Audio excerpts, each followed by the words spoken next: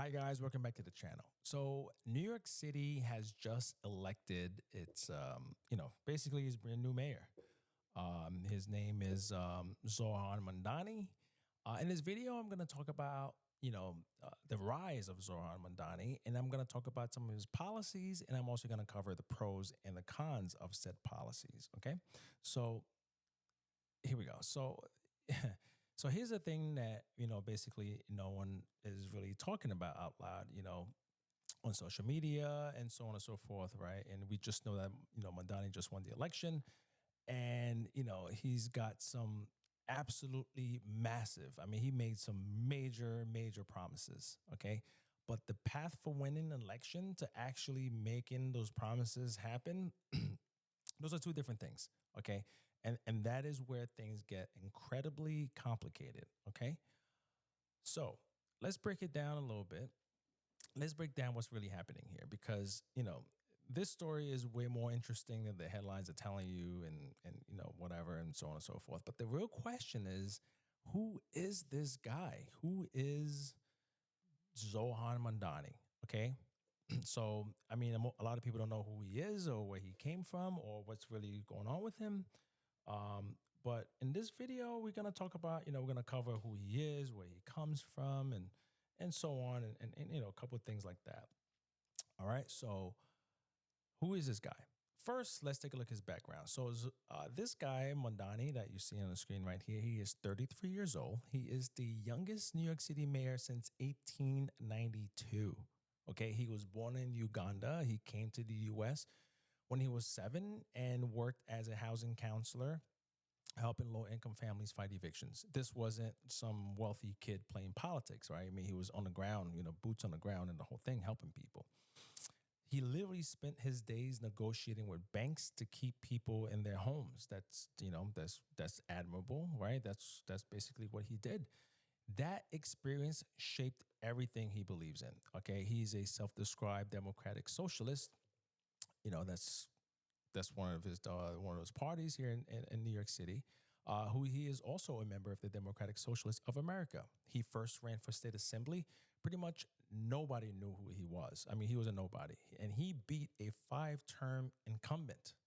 Okay, and if you thought that was a fluke, he did it again in his reelection campaign. I mean, this guy Mamdani, this guy here, okay, he knows how to organize and connect with working people. Okay, I mean, that's not debatable. The guy knows how to get people out and to vote. Okay, but but here's where the story gets real. Okay, in June this year, he won the Democratic primary with 56% of the vote in what everybody called an upset victory. Also, then he just won the election just the other 2 days ago, just the other day, yesterday, on the 4th, with 50% of the vote. I mean, these are commanding victories. Okay, the people spoke. New Yorkers clearly wanted change. Okay, and let me tell you, man, this guy's promise list, I mean, it's massive. Okay, so let's talk about what Mamdani actually promised. Okay, and this is where his vision gets really ambitious, maybe a little bit too ambitious, depending on who you ask. First, he wants free buses for everyone. Everyone gets a free bus. Okay, everyone gets to ride the MTA for free. No more paying to ride the MTA. His campaign estimates that this would save riders thousands of dollars a year. Okay, universal health care for all kids 6 weeks to 5 years old. I mean, completely free. This is the most expensive promise, which costs about $6 billion a year. Okay, that's the estimated cost of what this is going to go for. Right now, parents are paying about $20,000 per child per year. Okay, another one that he wants to do, he wants a permanent freeze. He wants a permanent rent freeze for 1 million rent stabilized apartments for 4 years. I mean, no rent increases for 4 years. Also, he wants 200,000 new affordable housing units in the next decade, a $30 minimum wage by 2030. He wants to subsidize a city-owned grocery stores to combat the cost of food. He wants higher taxes on the wealthy and corporations to pay for all of this. I mean, that's his vision. That's what he wants to do. I mean, that sounds great. $30 minimum wage. I mean, that means everything is going to be more expensive. So think about the person who's going to stack shelves. You have to pay that person $30 an hour. The food, going to restaurants, how's that going to affect small businesses? All right, we don't know, and let's see how some of these, he'd be, able to implement some of these policies. Okay, so if you're sitting home and you're watching this video, you're watching me, some the guy on YouTube talking, and you're like, well, shoot, man, that's a lot of money. How is he going to pay for it? Okay, well, you're not the only one. Okay, even some of his own supporters are wondering the same thing. Now, here are the pros of some of the things that he wants to do. Okay, and why people love this vision. Okay, before we get into the how, okay, we have to acknowledge that his message and the thing that he is saying, it does resonate with so many New Yorkers, because the problem that New Yorkers are facing, they're real challenges. Okay, the cost of living in New York City is absolutely crushing people. It's insane. Childcare costs are insane. Rent takes up half of what people make. So if whatever money you make, 50% of your income is going towards rent. That's almost unsustainable. Okay, the subway and bus system is chaotic, expensive. Okay, these aren't just made up problems. These are the daily realities for millions of people, millions of New Yorkers. Okay, Mamdani's vision addresses all of this head on. Okay, he is saying government should make life cheaper and easier for working people. And that is a powerful message. We have to acknowledge that. Okay, that is why he won. People are tired of barely scraping by in the richest city in the world. His background as an organizer and his track record in the state assembly shows that he knows how to get things done. He helped secure $100 million in the state budget for increased subway service. He organized taxi drivers to win $450 million in debt relief. Okay, he's not just talk. I mean, the guy knows how to deliver. I mean, he's got a history of delivering on his progressive promises and commitments. Okay, so let's not, let's give him credit for that, because he looks, he talks it and he delivers. Now, here's the problem. Some of the cons are actually some serious. Okay, some of those cons, some of the, those are the pros, some of the things about him, but the cons are actually serious. So let's talk about the reality that keeps this, budget officials and so off. This is where the rubber meets the road, so to speak. Okay. The reality is the mayor doesn't control everything. Okay, that's big. So let's acknowledge that. Okay, let's that sink in for a second. The mayor does not control everything. The buses, they're run by the MTA, which is controlled by the governor, not the mayor. So free buses require the governor to sign off. Okay, so that's one. And Governor Hochul, who supports Mamdani, has already said she's opposed to raising taxes on wealthy people because she worries businesses, they're going to leave the state. Well, she's pretty smart. Yes, they will. They don't have to be here. They could just go to New Jersey or anywhere else. Why would they go to New York and pay all these prices? They can just go to any of the tri-state areas, okay? All people are working from home, so we don't hold the monopoly on that. Businesses would just leave. Okay, so that's a problem. Okay, the tax increases also that he wants to do, it needs state and federal approval. Mamdani wants to tax the wealthy and corporations, but, and this is important, guys, he cannot do this alone. He needs approval from the state legislature and the governor. The state has to give permission. He can't just do this on his own. And as I just mentioned, the governor is already hesitant about wealth taxes. The city budget has to balance. The city has to have a balanced budget. Okay, unlike the federal government, New York City is legally required to balance its budget every single year. You can't just spend money you don't have. So every dollar Mamdani wants to spend on childcare or other programs has to come from somewhere. Somebody has to pay for it. Either he has to go and raise new taxes, he has to cut something, he has to cut something else, or maybe find some money from the state or federal government. And we already know the federal government is not going to come in because Donald Trump has already, threatened to deport this guy. That's another story. So, also, the city council is a check on power. The mayor proposes the budget, but the city council has to approve it. Okay. And here's the thing: the city council can override a mayor veto. Okay, a mayor veto. He can veto something, and the city council can override it with just with a 2/3 majority. Okay, ask Adams. He knows very well about it because the city council slaps him around quite a bit in some of his policies.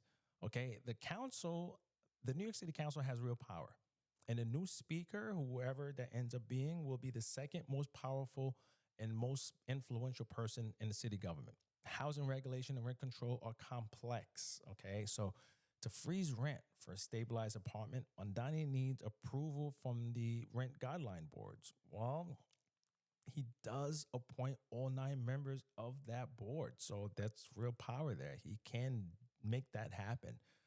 But the freeze doesn't help people in market rate apartments. And critics say his plan doesn't actually solve the housing shortage. Okay. And also, there's another thing. State constitution limits debt. Mamdani wants to issue $70 billion in debt to fund affordable housing. But New York State constitution limits how much debt the city can take on. Okay. Will he actually be able to do this? Real talk. The answer is, honestly, here's my honest opinion. Is he going to be able to do this? Some of it, yes. Most of it, probably not. Not without some major compromise. Okay, so let me be specific here on exactly on what he can actually do without needing much help. Like, the things that he can do himself, where he doesn't need the city council, he doesn't need the governor, he doesn't need any of that stuff, right? Some of the real things that he can actually implement change in, and some of the things that, he like immediately he can implement. Okay, the rent freeze for stabilized apartments. He does control the board that decides this, so it doesn't require new money. It doesn't require anybody to help him. So that he can do. Okay, he can implement that. That's a real thing. He can deliver on that promise. Making buses faster. He controls the Department of Transportation. He can create bus lanes. He can add physical barriers to protect them and work with the MTA to improve service. And to be quite honest with you, I think the MTA would go for that because they do also want faster buses. So, all right, so that's one thing. Appointing commissioners and reshaping city agencies. I mean, this guy, he does have massive control over city bureaucracy, which it's like managing a company with 300,000 employees. Okay, so this is where the real change, it can happen. Okay, what's going to be really, really hard, right? These are the things that he's going to have a hard time doing, is this universal childcare thing. I know a lot of people like that one. It's very popular among his voters, but that's a tough one. That's a big one. Okay, because he needs to raise taxes. He needs to raise taxes on wealthy New Yorkers and corporations. And the governor is not going to give him approval to do that. So he's going to go somewhere else. He has to get creative and find the money somewhere else. I know everybody wants that, but let's see how that's going to play along. He needs new revenue, right? And so we already know that. I already talked about the taxes and all that stuff, right? And he needs state support and all that, and that's not going to happen. Free buses. While he can make them faster, actually making them free, that requires the MTA cooperation and likely state funding. And the MTA is not going to cooperate with that. And the state is not going to give them the green light on that. So if you guys were hoping for free buses, not going to happen. The governor already signaled that we're out on that. We're not doing that. $30 minimum wage. I know a lot of people like that one. That one might actually be easier, believe it or not, because the city sets its own wage standards, but it also depends on, the council supporting it. Okay. So let's talk about this council. So just to give you guys, I covered what's really going on here, a lot of things that he can't do. You need council support and so on and so forth. The council does hold real power. So let's talk about this council for a second, okay? And exactly who hold the keys in this council, in the city council, okay? And this is where it get a little interesting, okay, from a political standpoint. The New York City Council has 45 Democrats and 6 Republicans, all right, out of 51 total seats. So there are 51 total seats, and 45 of them are Democrats, all right? That's a massive Democratic supermajority, okay? But here's the thing: not all Democrats are the same. There are moderate Democrats, there are progressive Democrats, and right now there's a battle for who becomes the next city council speaker. All right, the position of the second most powerful position in the city. Zohran Mamdani has a massive vision and real political skill, but he's also inheriting a system designed to check executive power. And fortunately, he is not a dictator. Okay, he is a strong mayor, which is which is valid, which is which is relative. That's important. What he'll probably actually achieve is maybe better bus service. Yes, maybe a more aggressive affordable housing strategy. Yeah, probably yes. Yeah, that I could see that he can do that. Since the council already approved, more than 40 housing projects since in 2022. Okay. Efforts to raise the minimum wage and improve worker protection. Yeah, that's something he can do. He doesn't need a state, he doesn't need much. He can make that happen. A complete transformation that brings free childcare and free buses within 4 years. That's not gonna happen. Very unlikely. Again, for reasons that I mentioned earlier. Okay. The real story isn't whether Mandani is right or wrong about what New Yorkers need. It's whether can he navigate an incredibly complex system where he needs the state governor, the state legislator, the state governor, the state legislature, the city council, various boards, and the MTA to all agree with him. That right there is the actual plot for the next 4 years. And that, honestly, is more interesting than any campaign promise or whatever he tells people. A lot of it is probably not going to happen. So that is going to be it for today, guys. Also, too, as far as people fear mongering, billionaires are leaving New York, and that's nonsense. Like the Post had an article about this. It's all crap. It's all fear mongering. It's nonsense. But anyway, that's going to be all for me for today. If you guys did like this video, please like, share, and subscribe. And I will see you soon. Thank you.